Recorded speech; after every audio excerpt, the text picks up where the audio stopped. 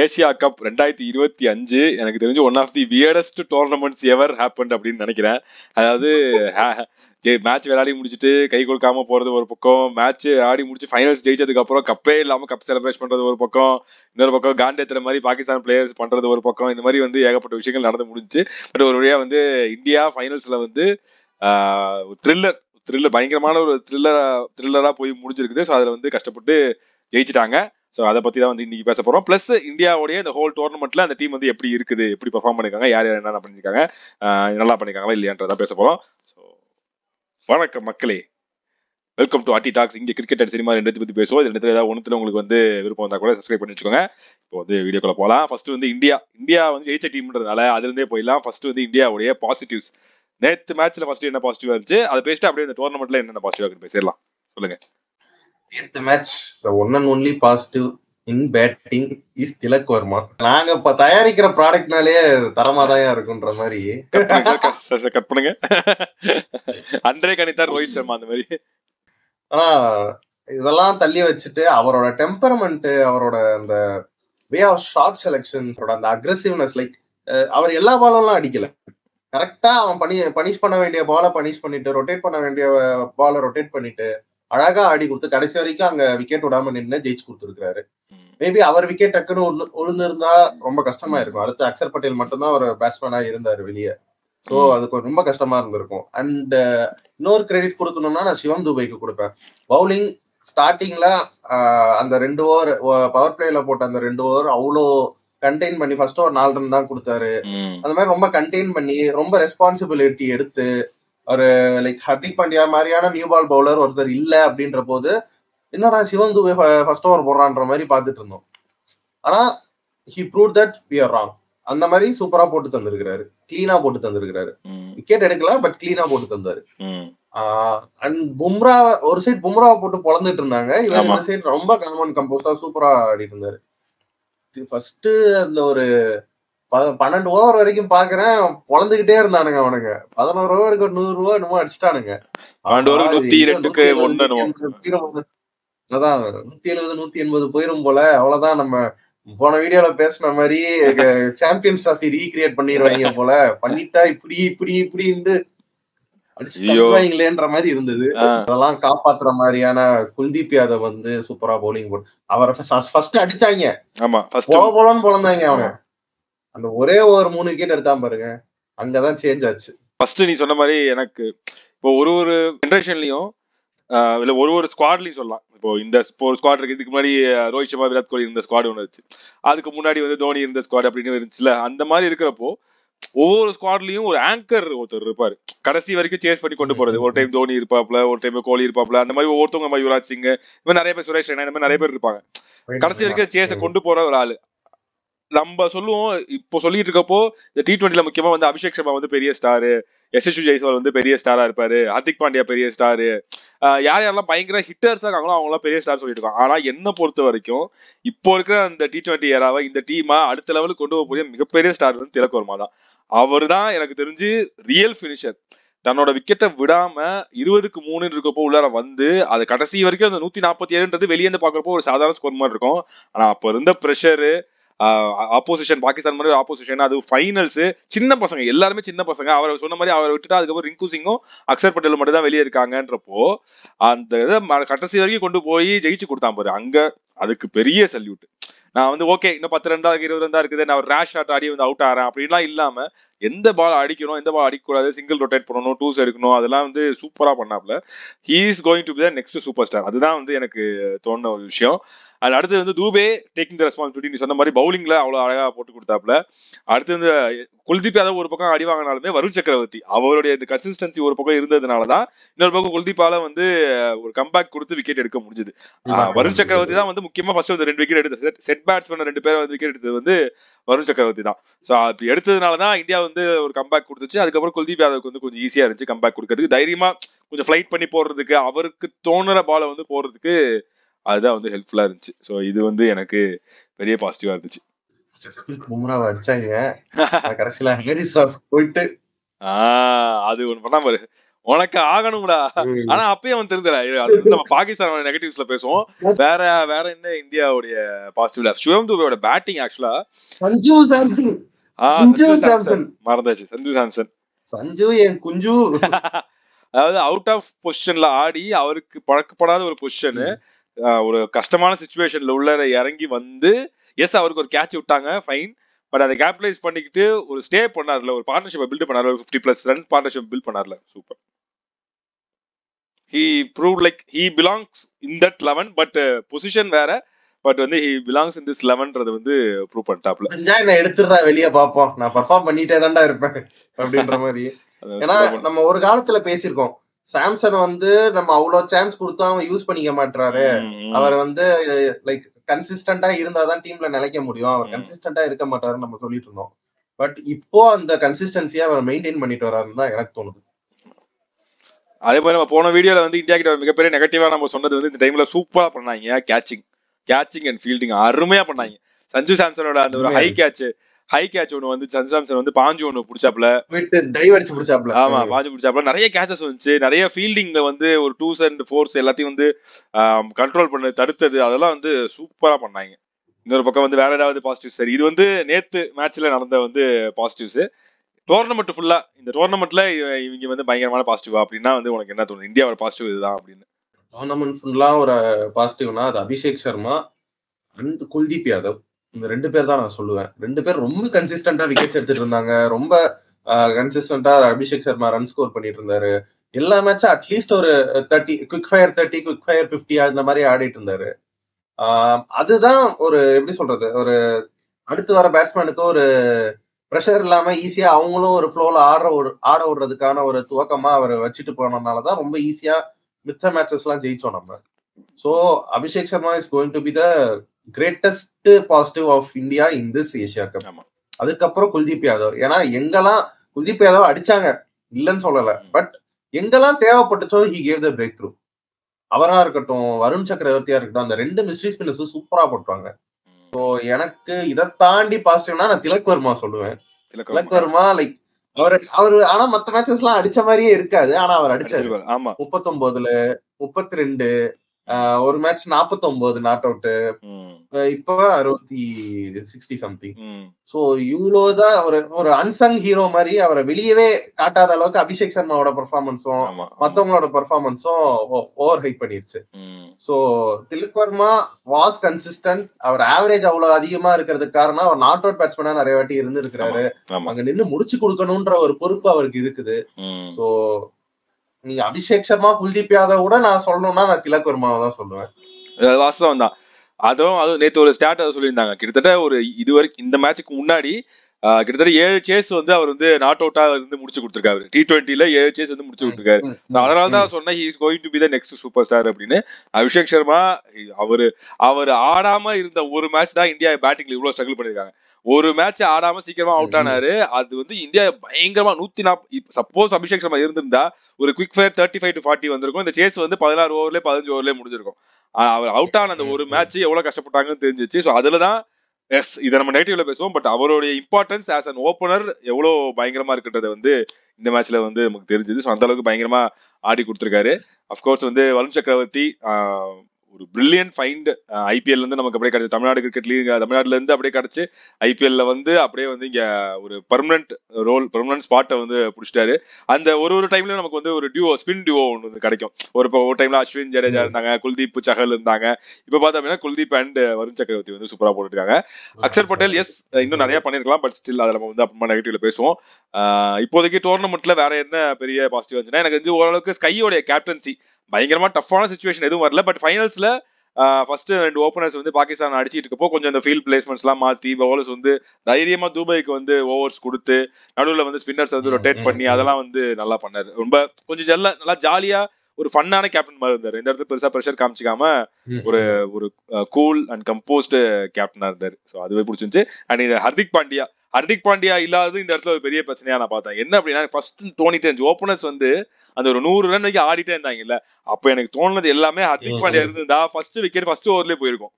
ஒரு wicket easy, அவர் வந்து first wicket எடுத்ததுக்கு அப்புறம் ரன்ஸ் கொடுப்பாரு.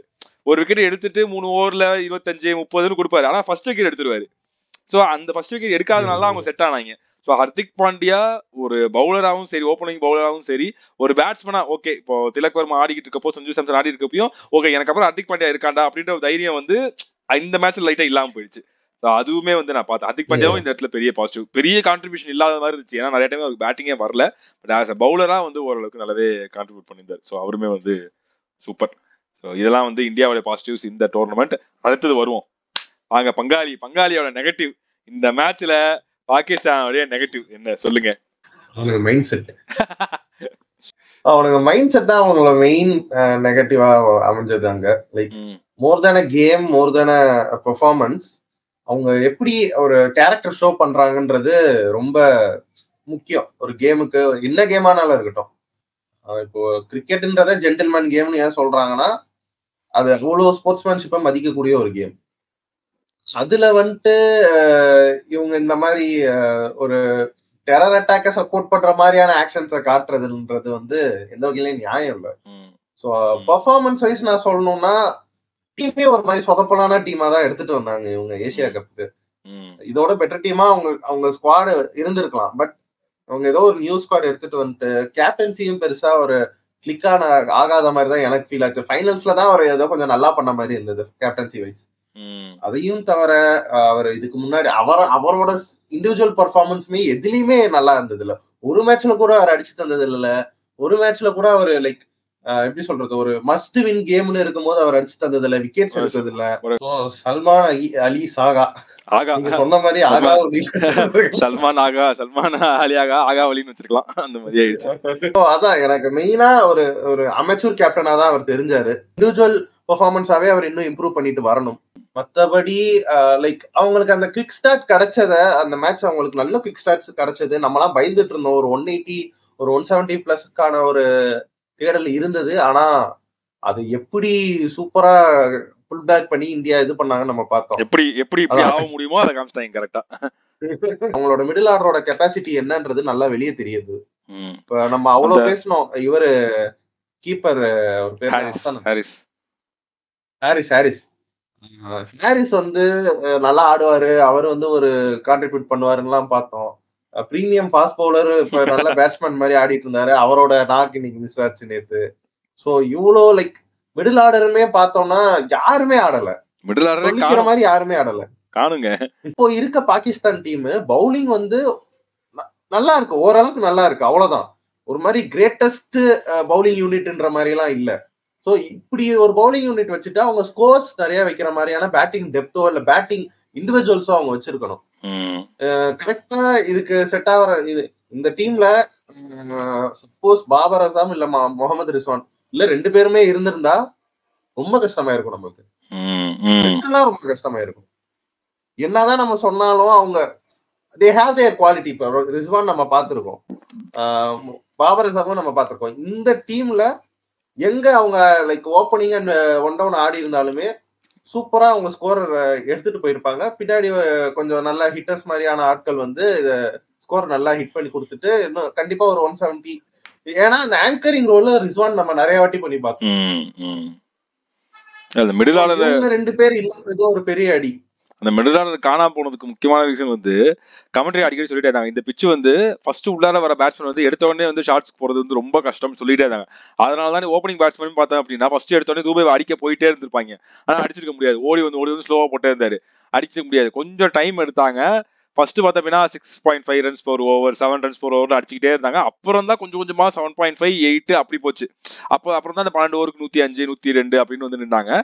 அந்த தப்பதான் வந்து அந்த சரியான விஷயத்த மிடில் ஆர்டர் பேட்ஸ்மேன் பண்ணவே கிடையாது. வர்றானுங்க எந்த பவுலரு, அது குல்தீப் யாதவ் போறது வந்து லெக் ஸ்பின் ஆகுதா, இந்த பக்கம் அப்படி டர்ன் ஆகுதா இப்படி டர்ன் ஆகுதா எதையுமே பார்க்கல. கண்ணை முடிட்டு நான் ஸ்லாக் ஸ்வீப் தான் ஆடுவேன். ஸ்வீப் நான் பெருகிக்கிட்டே இருப்பேன், உட்காந்து பெருகிட்டே இருப்பேன்.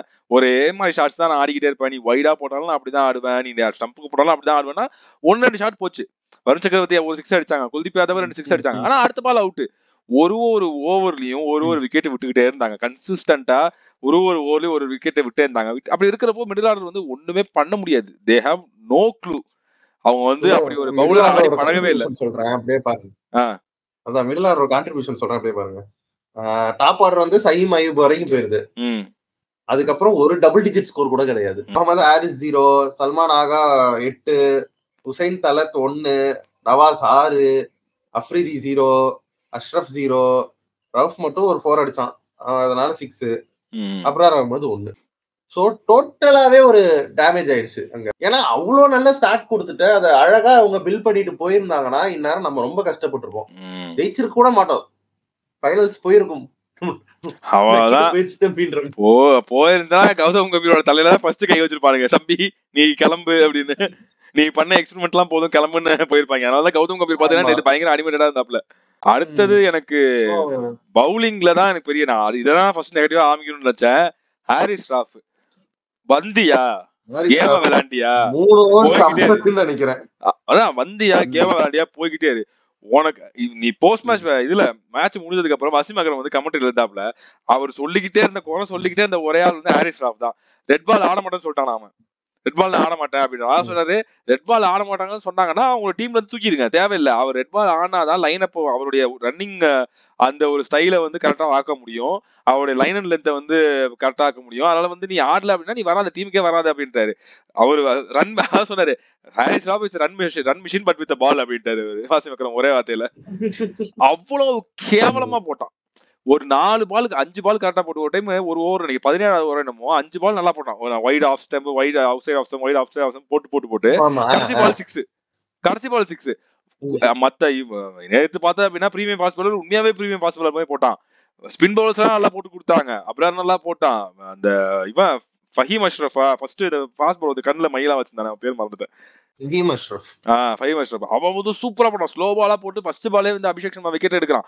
அப்படி இருக்கிற எல்லா பிரஷரையும் ரிலீஸ் பண்ணி விட்டான் அவன் தான், ஹாரிஸ் ராஃப் தான் வந்து ரிலீஸ் பண்ணி விட்டான். இதெல்லாம் பண்ணிட்டு எதுக்கு உனக்கு ஸ்டைல் கேக்குது, உனக்கு எதுக்கு நீ ஒவ்வொரு கேட்சையும் புடிச்சிட்டு இப்படி காமிச்சிட்டு இருந்த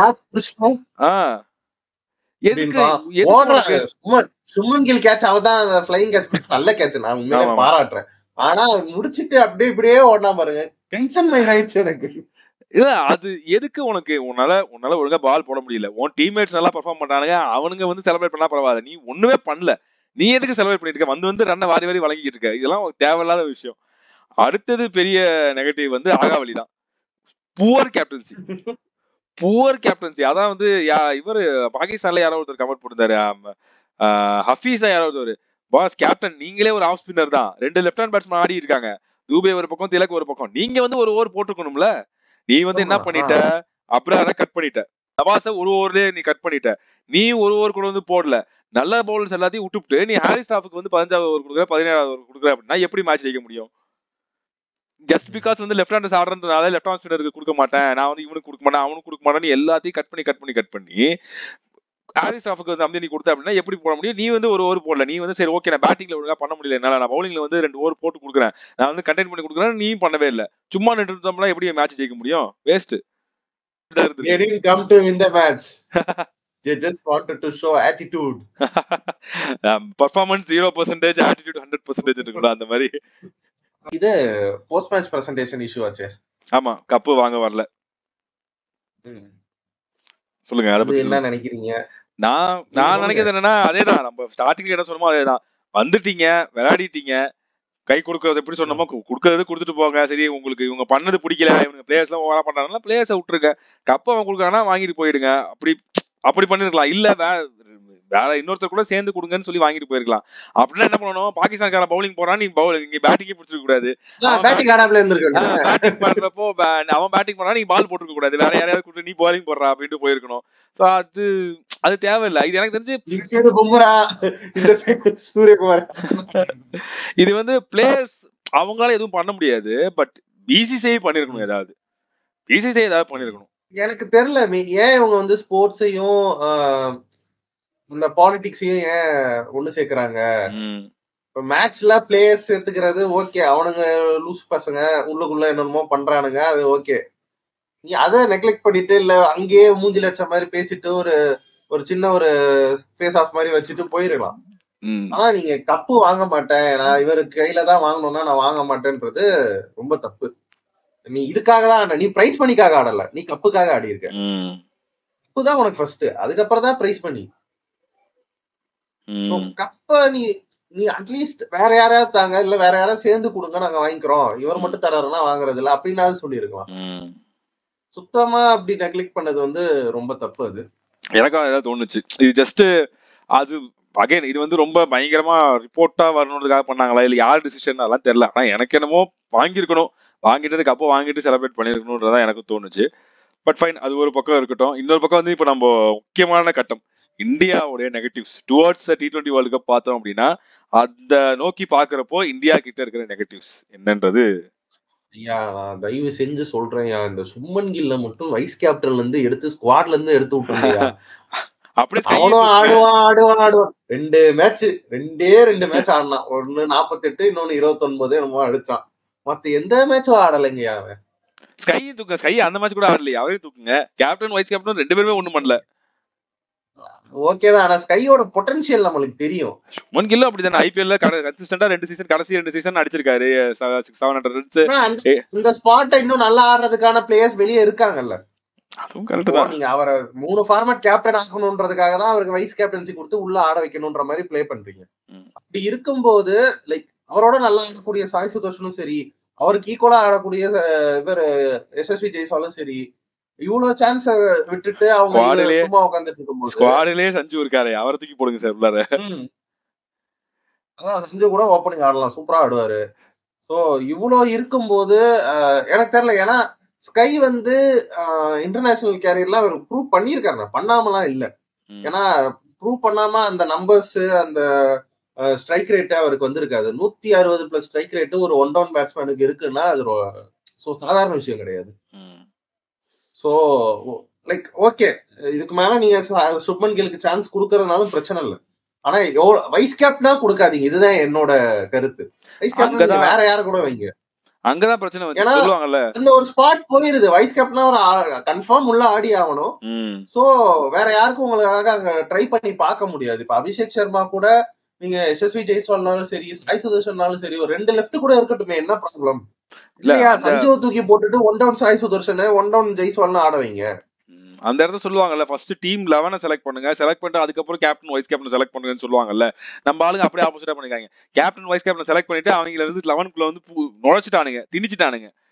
சூர்யா ஆஃப்டர் டேக்கிங் கேப்டன்சி அவருடைய பெர்ஃபார்மன்ஸ் வந்து புவர், வெரி புவர், ரொம்ப கேவலமா இருந்திருக்குது.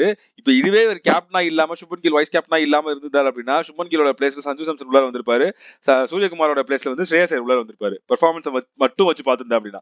சோ இந்தியால வந்து டேலண்டே இல்லாம கிடையாது, வெளியே அத்தனை பேர் வெயிட் பண்ணிட்டு இருக்காங்க. ஈவன் நீ சொன்ன மாதிரி சாய் சுதர்ஷன் வெயிட் பண்ணிருக்காரு, ஜெய்ஸ்வால் வெயிட் பண்ணிருக்காரு. Jaiswal is all format player. அவர் டெஸ்ட்லயே அவ்வளவு அழகா டெம்பர்மெண்ட் காமிக்கிறாரு அப்படின்னா he can play T20. IPL எல்லாம் பயங்கரமா ஆடுறான் அந்த மனுஷன். ராஜஸ்தான் ராயல்ஸ் நல்லா விளையாடிட்டு இருக்க ஒரே ஆள் அவன் மட்டும் தான் போன சீசன்ல எல்லாம். சோ அப்படி இருக்கப்ப அவன் வெயிட் பண்ணிக்கிட்டு இருக்கான். நிறைய ஓப்பனர்ஸ் இருக்காங்க. அப்படி இருக்கிறப்போ ஓப்பனிங் ஸ்பாட்ல தான் அத்தனை பேர் குமிஞ்சிருக்காங்க. இஷான் கிஷன் ஒரு ஆள் காணாமே போயிட்டான். அந்த மாதிரிலாம் இருக்கிறப்போ திணிச்சு உள்ளார ஆடு பரவாயில்ல. அதுவும் முக்கியமா பிரஷர் மேட்ச்ல எல்லாம் சுப்மன் கில் ஆடுறதே கிடையாது. அதே மாதிரிதான் சூரியகுமார் யாதவ் 2 பேருமே பிரஷர் மேட்ச்னா ஐயா நான் கிளம்புறேன் வீட்டுக்கு அப்படின்னு போய் கிளம்பி போயிடுறாங்க. அந்த மாதிரி அப்படி இருக்கிறப்போ அதனாலதான் நேற்று வந்து இந்தியா வந்து அவ்வளவு கிரம்பிள் ஆனது, அவ்வளவு கஷ்டப்படுறது. 20-3ன்றப்போ okay Abhishek Sharma he is a due for a failure. அது ஃபைனல்ஸ்ல வந்துருச்சு, அது ஒண்ணுமே பண்ண முடியாது. நம்ம அது வரைக்கும் அந்த மனுஷன் கொண்டு வந்துட்டான். அப்படி இருக்கப்போ மீதி இருக்கிற 2 பிளேயர்ஸ் வந்து நம்பர் 2 நம்பர் 3 ஆடி கொடுத்துருக்கணும். அதுதான் நான் ஓப்பனாவே சொல்றேனே, இந்த team for Asia cup okay, T20 world cup இந்த டீமை வச்சுட்டு சத்தியமா ஜெயிக்க முடியாது. நீ கண்டிப்பா 2 or 3 சேஞ்சஸ் பண்ணியே ஆகணும். நான் சொல்றேன் இதே மாதிரி தூபே சூப்பர்ப்பா, ரெஸ்பான்சிபிலிட்டி எடுத்துட்டாரு, நல்லா போட்டு கொடுத்துட்டாரு. ஆனா இதே தூபேவை இங்கிலாந்துல பட்லரும் ஃபில்சால்ட்டும் ஓப்பனிங் ஆடுவான், நீ போட விடுவியா? சவுத் ஆப்பிரிக்கால குவிண்டன் டிகாக்கு மார்க்ரம் ஓப்பனிங் ஆடுவான், நீ போட விடுவியா? ஆஸ்திரேலியால மிச்சல் மார்ஷும் இவனும் ஹெட்டும் ஓப்பனிங் வருவான், நீ போட விடுவியா? வச்சு அடிச்சு கீழ்ச்சிட மாட்டானுங்க 2 ஓவர் 3 ஓவர்ல. அப்படி இருக்கிறப்போ உன் ஃபாஸ்ட் பவுலர் யார்? அஷ்தீப் சிங்னு ஒருத்தன் வெளியவே இருக்கான். அவனை நீ வந்து சான்ஸே கொடுக்க மாட்டேங்கிற, அவனுக்கு வந்து ப்ராப்பரா அவனை வந்து ட்ரெயின் பண்ண மாட்டேங்கிற, அவனுக்கு ரெஸ்பான்சிபிலிட்டி கொடுக்க மாட்டேங்கிற. அப்படி இருக்கிறப்போ இந்த ஃபாஸ்ட் பவுலிங் யூனிட் வச்சுட்டு இப்ப ஹர்திக் பாண்டியாவே இதுல இருக்கட்டுமே, எப்படி ஹர்திக் பாண்டியா ரன்ஸுக்கு போக மாட்டாருன்றது என்ன நிச்சயம்? ஃபைனல் ஓவர்ஸ்ல ஹர்திக் பாண்டியாவால போட்டு கண்டெயின் பண்ண முடியுமா? பும்ரா வந்து இப்ப பாவம் அவருமே வந்து ஃபார்ம்ல இல்ல. இதே மாதிரி ஒரு ஃபார்ம் தான் வந்து T20 வேர்ல்டு கப்லயும் ஒரு 2 மேட்சோ 3 மேட்சோ அவருக்கு நடக்குது, அன்பார்ச்சுனேட்லி நடக்குது. அது செமிஃபைனல்ஸ்லயோ ஃபைனல்ஸ்லயோ வருது அப்படின்னா இந்தியா எவ்வளவு ஸ்ட்ரகிள் பண்ணுவாங்க?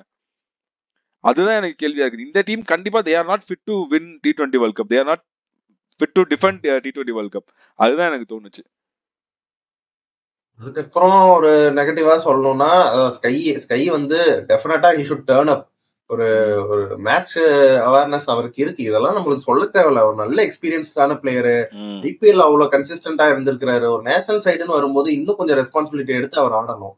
அவரு அந்த ஸ்லோ பால தூக்கி விட்டு இந்த ஃபைனல் மேட்ச்ல இப்படி ஒரு நிலைமை இருக்கும்போது அந்த ஸ்லோ பால தூக்கி இன்ஃபீல்ட கிளியர் பண்ணணுன்ற ஸ்லோ பால தூக்கி விடணுன்றது அது நீங்க ரொட்டேட் பண்ணிட்டு கூட போயிருந்திருக்கலாம். நீங்க கொஞ்சம் செட் ஆயிட்டு கூட அடிக்க ஆரம்பிச்சிருக்கலாம்.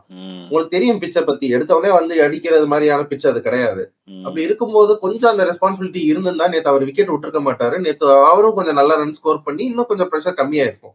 அதுக்கப்புறம் அவர் ஆட பேட்டுக்கு வந்து பால் வந்திருக்கும். கொஞ்சம் ஈஸியா ஆடி இருப்பாரு அவரு. சோ அவரு ரிட்டர்ன் அப் பண்ணணும். அதுக்கப்புறம் வர அக்ஷர் பட்டேல் பவுலிங்லயும் சரி பேட்டிங்லயும் சரி ரொம்ப ஒரு மாதிரி லைக் நம்ம கடைசியா அவர் நல்லா ஆடி பார்த்தது வந்து அந்த T20 world cup and south Africa சீரீஸ்ல கொஞ்சம் நல்லா ஆனார். அந்த ஒரு கேமை வந்து திருப்பி அதை கொண்டு வர மாட்டாரு ஏன்னு தெரியல. ஏன்னா பேட்டிங்ல பெருசா ஒரு ரன்ஸ்க்கு போற மாதிரியான தெரியல. இன்னொன்னு அவருக்கு பெருசா பேட்டிங் வரல. ஆமா, கிடைச்ச போது அந்த ஒரு மேட்ச் போன மேட்ச் 200 அடிச்சாங்கல்ல. மோஸ்ட்லி பவுலிங்ல என்னமோ ஆஃப் கலரா இருக்கிற மாதிரியே இருந்துச்சு. என்னமோ பழைய அக்ஷர் பட்டேல் இல்ல, அந்த ஒரு லைன்ல இருந்து மிஸ் ஆகிட்டே இருக்கும், அவரை ஈஸியா அடிச்சிடறாங்களோன்ற மாதிரியே இருந்துச்சு. அப்படிதான் இருந்துச்சு. சோ அவர் இன்னும் கொஞ்சம் அவரை லைக் எப்படி சொல்றாரு போடுறாரு. பட் இன்னும் அந்த பழைய அக்ஷர் பட்டேல வந்து ஆடுறது ரொம்ப கஷ்டமா இருக்கும். ஆமா, ரொம்ப ஈஸியா ஆடிட்டு போயிடுறாங்க. அதுவும் ஒரு ஸ்பின்னர் ஃப்ரெண்ட்லி பிச் மாதிரி இருக்கிற ஒரு பிட்ச்ல வந்துட்டு ஒரு ரொம்ப ரன்ஸுக்கு போறது வந்து கொஞ்சம் வருத்தம் அளிக்கக்கூடிய ஒரு விஷயம். அதை அவர் மாத்திக்கணும். அதுக்கப்புறம் பவுலிங்க்கு வந்துட்டா எனக்கு அதான் இப்போ சிவம் டூபே அண்ட் பும்ரா இவங்க 2 பேர் தான் உங்க லீட் ஸ்பியர் ஹெட் மாதிரி இருக்குதுன்னா நீங்க வந்து இந்த டோர்னமெண்ட்டுக்கு ஓகே, மத்த இந்த வேர்ல்டு கப் வரும்போதெல்லாம் ரொம்ப கஷ்டப்படுவோம்.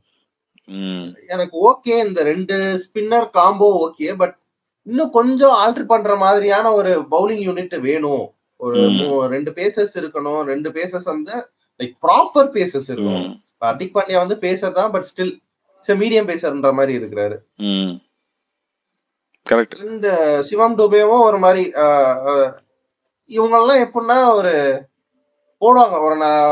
ஒரு ஒரு ஒரு பவுலரோட ஒரு 2 ஓவர் கம்மி பண்ணிட்டு யாராவது இன்னும் 2 ஓவர் போடணும் அப்படின்ற மாதிரியான பவுலர்ஸ் வந்து சிவம் துபே. சோ இவங்களுக்கு ஃபுல் கோட்டா கொடுக்கற மாதிரியான ஒரு சுச்சுவேஷன் வரும்போது இது T20 வேர்ல்டு கப்ல நடந்தா ரொம்ப கஷ்டப்படும்.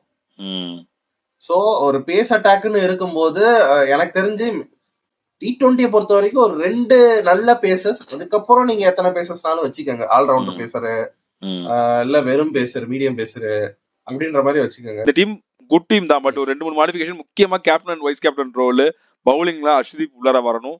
இது அண்ட் அர்ஷதீப் உள்ளார வரணும். வெளியே பிரசித் கிருஷ்ணா இருக்காரு. இந்த மாதிரி நிறைய ஃபாஸ்ட் பாலர். சிராஜ் இந்த வருஷம் ஐபிஎல் நல்லா தான் போட்டாரு. ஸோ அப்படி இருக்கப்ப யாருமே இல்லாம ஆடுறது okay. they have experimented in the tournament. அதுல நான் பெரிய பாசிட்டிவா வந்து தூபேக்கு இப்போ வந்து கான்ஃபிடன்ஸ் வந்து பயங்கரமா இருக்கும். he is a certainty இந்த T20 வேர்ல்டு கப் மாதிரி ஆயிடுச்சு அவரு. ஸோ அவர் வந்து பயங்கரமா டிஸ்கவர் பண்ணிட்டாரு, தன்னைத்தானே வந்து டிஸ்கவர் பண்ணிட்டாரு. அது வந்து சூப்பர். ஃப்ரம் அது கிரெடிட்ஸ் கோஸ் டு கம்பீர். நம்ம அவ்வளோ குறை சொல்லுவோம், கம்பீரா இருக்கட்டும், மார்னிங் மார்க்கலா இருக்கட்டும், த ஹோல் கோச்சிங் ஸ்டாஃப் வந்து தூபேவை வந்து டிஸ்கவர் பண்ண வச்சது வந்து சூப்பர். நிறைய பாசிட்டிவ்ஸ் இந்த இதுல இருக்கு. பட் ஸ்டில் ஒரு 2-3 சேஞ்சஸ் பண்ணாங்க அப்படின்னா அவங்க வந்து T20 வேர்ல்டு கப் ஜெயிக்கிறதுக்கு நிறைய சான்ஸ் இருக்கு. டிஃபெண்ட் பண்றதுக்கு நிறைய சான்ஸ் இருக்குது. எனக்கு தெரிஞ்சு அவ்வளவுதான் நினைக்கிறேன். வேற எதுவும் பெருசா நெகட்டிவ் சொல்றதுக்கு இல்ல. பாகிஸ்தானோட பாசிட்டிவ் சொல்லணும் அப்படின்னா அந்த 2 ஓபனர்ஸ் அண்ட் தேர் பவுலர்ஸ், அந்த ஃபஹீம் அஷ்ரஃப் அவரா இருக்கட்டும் அண்ட் ஸ்பின்னர்ஸ் அப்ரார் போட்ட விதமா இருக்கட்டும், எல்லாருமே வந்து 2 ஓபனர்ஸ் வந்து அவங்க பயங்கரமா பண்ணி கொடுத்துருந்தாங்க. They will be the most disappointed once. அவங்க அடிச்சு முடிச்சுட்டு போனதுக்கு அப்புறம் கண்டிப்பா அட்லீஸ்ட் ஒரு 170 180 வரணும்னு நினைச்சிருப்பாங்க. அது அவங்களால பண்ண முடியாம போச்சு. ஹாரிஸ் ராஃப் அந்த லூசு பையனால மொத்த டீமோட பெர்ஃபார்மன்ஸும் போச்சு. அதனால மற்ற பவுலர்ஸ் எல்லாம் சூப்பரா போட்டாங்க. எல்லாருமே ரொம்ப அருமையா போட்டாங்க. சைம் வைப்பு போட்டதா இருக்கட்டும், அப்ரார் போட்டதா இருக்கட்டும், எல்லாமே நல்லா பண்ணாங்க.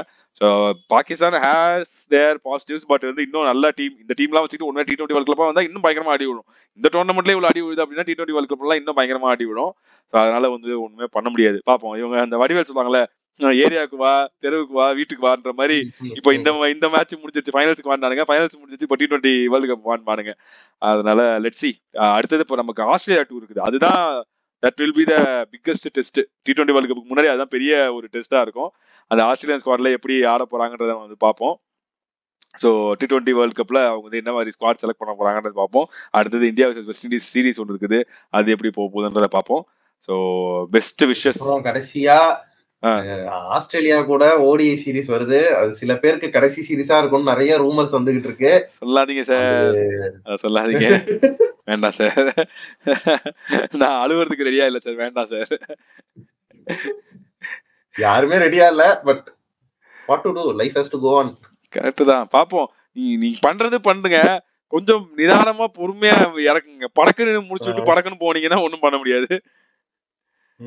அதனால பாப்போம். அந்த ஆக்சுவலா அந்த அக்டோபர் 19 அந்த டேட்காக தான் நிறைய பேர் வெயிட் பண்ணிட்டு இருக்காங்க. எப்போ வரப்போறாங்க, ரிட்டர்ன் ஆஃப் த டிராகன்ற மாதிரி 2 டிராகனுக்காக வெயிட் பண்ணிட்டு இருக்காங்க. லெட்ஸ் see, அவங்க ரொம்ப நாள் கழிச்சு இந்த மேட்ச்ல இந்தியன் ஜெர்சில அவங்க விளையாடுறத பாக்குறது எல்லாருமே யாருமா வெயிட் பண்ணிட்டு இருக்கோம். ஸோ லெட்ஸ் see அது எப்படி போக போகுது. T20 வேர்ல்ட் கப் இந்தியா எப்படி விளையாட போறாங்கன்றதெல்லாம் வந்து ஃபர்தரா பார்ப்போம். இந்த வீடியோ பிடிச்சா லைக் பண்ணுங்க, ஷேர் பண்ணுங்க, மறக்காம சேனல் சப்ஸ்கிரைப் பண்ணிக்கோங்க. பிளஸ் இந்தியாவோட பாசிட்டிவ்ஸ் வேற நான் மிஸ் பண்ணிட்டோமா, இதுல இப்படி இந்த 11 தான் நல்லா இருக்குமான்னு உங்களுக்கு தோணுச்சுன்னா அதை வந்து கமெண்ட் பண்ணுங்க. இதே மாதிரி இன்னொரு சூப்பரான வீடியோட உங்களை வந்து மீட் பண்றோம். நன்றி, வணக்கம். ஓகே,